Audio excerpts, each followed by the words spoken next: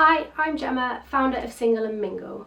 This video is all about what to expect when being a Single and Mingle event host.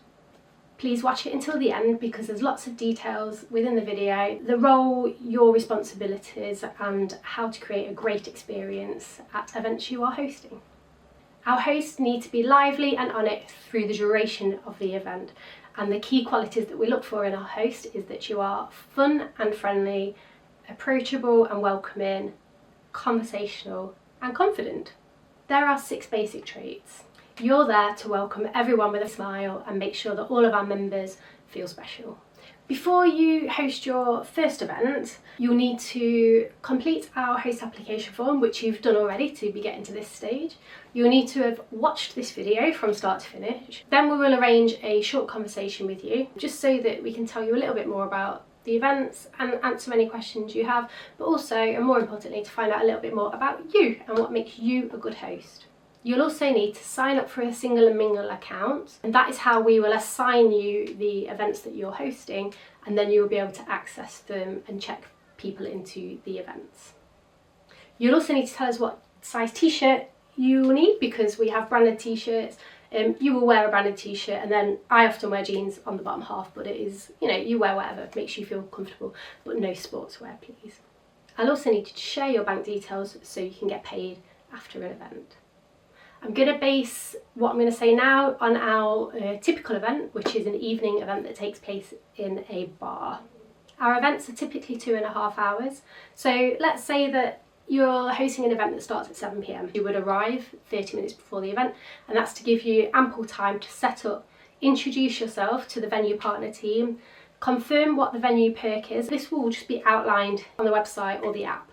You need to make sure that the space that we're using is suitable for mingling. And what tends to work best is fewer seating options, because when people sit down they tend to stay sat down, and then it makes your job more tricky in getting them to stand up and move around and meet other people. What does work really well is quite a bit of walking around space, and maybe a few tall tables with a few stools around. Set up the icebreaker Jenga somewhere quite central, ideally on a high table that people can stand around and gather in a small group to play that game. You also have conversation starter cards. I normally scatter these around in maybe sets of 3 and 4, couple that way, maybe one that way, just so they catch people's eyes. Set yourself up a little check-in desk on the edge of the event, or just as people walk through, and that's where you will greet people. Before the event starts, write out all of the name stickers. This helps the check-in process to run really smoothly and more quickly than you rummaging around trying to find your Sharpie and a sticker and quickly scribbling out people's names. And if you write them out in alphabetical order, it makes it even faster. You're pretty much set up now. At 7 PM, members will start to arrive. You do get the odd person arrive maybe 10-20 minutes early, but don't be afraid to just ask them to go and grab a drink at the bar and then come back at 7 PM when you're ready for them. In the host pack, there is a large pull-up banner which you would display so people can see where the event space is. You'll have several signs. One is for on-the-door ticket sales, so customers can scan a QR code and book a ticket for that event. When they scan the QR code, if they haven't got an account, they'll be prompted to create one. They will then get sent an email asking them to verify their email address, and upon doing that, they're then able to go and book a ticket. If they've already got an account, when they scan that QR code, it will take them straight through to book a ticket. We do not accept cash payments on the door. All payments must be made via the website. Another one is a become a member sign. And again, this is a QR code, so if people are interested in the events and want to sign up but don't necessarily want to attend that particular event, they can scan that QR code and create their account. There's also a sign that tells people about our connection request service. Essentially what that is 1 hour after an event, people will be able to log into their accounts and connection requests will be open, and they'll have the opportunity to submit a connection request to other people who attended the same event as them. Another sign, it just tells people about the bells, so every 20 to 30 minutes you ring a bell. It's just there to remind people of that. Another sign is name stickers. This is for your benefit and their benefit, so just to remind people that everyone should wear a name sticker to break the ice and to help people with the connection request service after the event. Don't use full names, please only use first name and first letter of somebody's surname. And then the final sign is for any game that we have, normally an icebreaker Jenga. There will also be the conversation starter cards, drinks tokens, the bell, a pencil case with notepad and pens, Sharpies and name stickers. Use the Sharpies to write the name stickers out. And that's it, that's what's in your host pack. Let's talk a bit about the style and format of the events. So they're not speed dating events, they are a really relaxed networking, mixer, mingle style event. And the onus is very much on the individual to go into the room, get chatting with people, start conversations and have a nice time. And you're there to facilitate that. You're there to welcome people as they arrive. You check them in on the app. As people arrive, I like to ask for their name. I feel like it is a little bit more personable than asking for them to reach out for their QR code. Through the events I'm hosting section, you will manage each event. When you're in the manage mode, you will be able to check people in, and you can do that either via the QR code or there's a little toggle where you can toggle them as checked in. Always have your check-in screen ready when people arrive. Always have this up. When you check them in, that's when an email will be triggered an hour after the event thanking them for coming, and it will also open up the opportunity for them to connect with people. If you don't check people in, they won't receive that email and be marked down as not attended. Okay, so it's really important that you check in everybody who arrives on the door.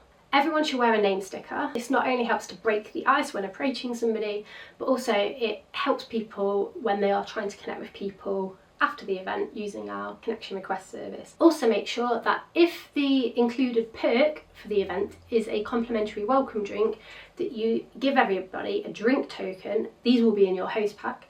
Give everybody a drink token and make sure they exchange it at the bar within that first 30 minutes. After that 30 minutes, there are no more welcome drinks. When you've checked people in, make sure you tell them a little bit about what to expect. So mention the icebreaker Jenga and encourage people to play that game. It really does get people chatting. Mention the conversation starter cards. Also mention the bell. Every 20 to 30 minutes, and this is non-negotiable, you ring that bell. And what I like to do is, I won't ring it for the first 30 minutes because people are still arriving and you're busy checking people in during that time.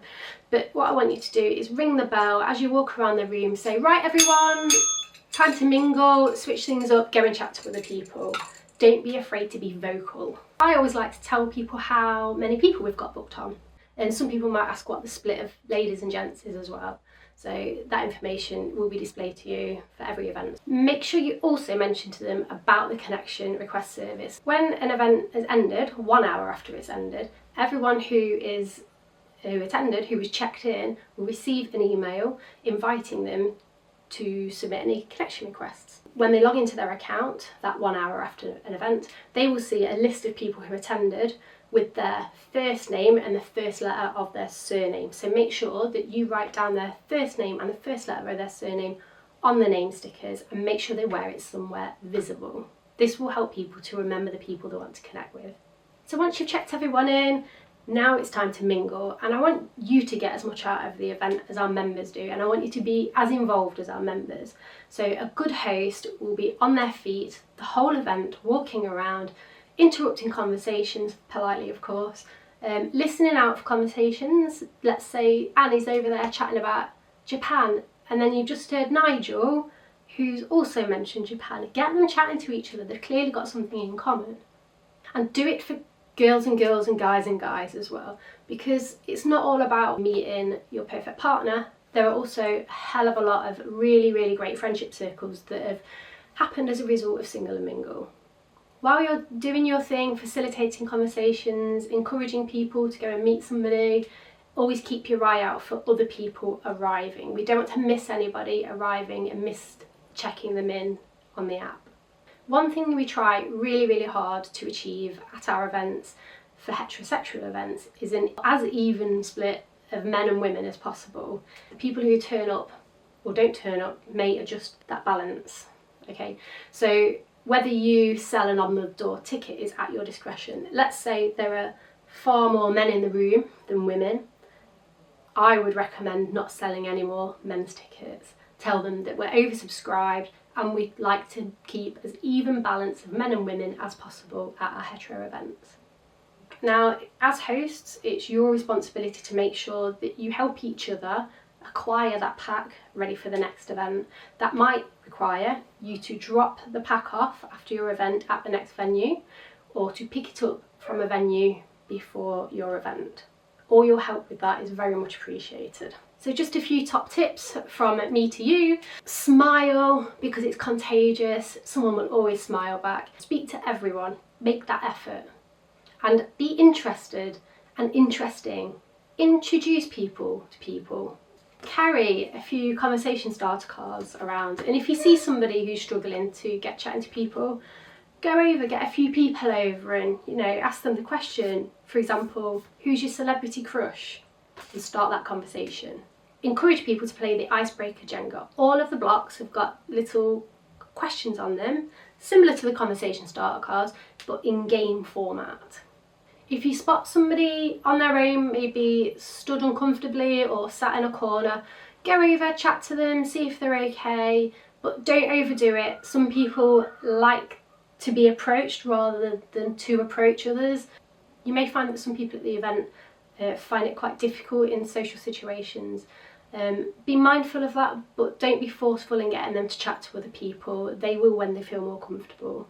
So all that's left to say is, if this sounds like you, if you know you can create a great experience, bring a community of people together, and will get a buzz out of watching strangers become friends or even more, then this is the role for you. If you'd love to get involved, we want to speak to you, book on a call and we will learn a little bit more about each other and we'll look at getting you onto your trial event.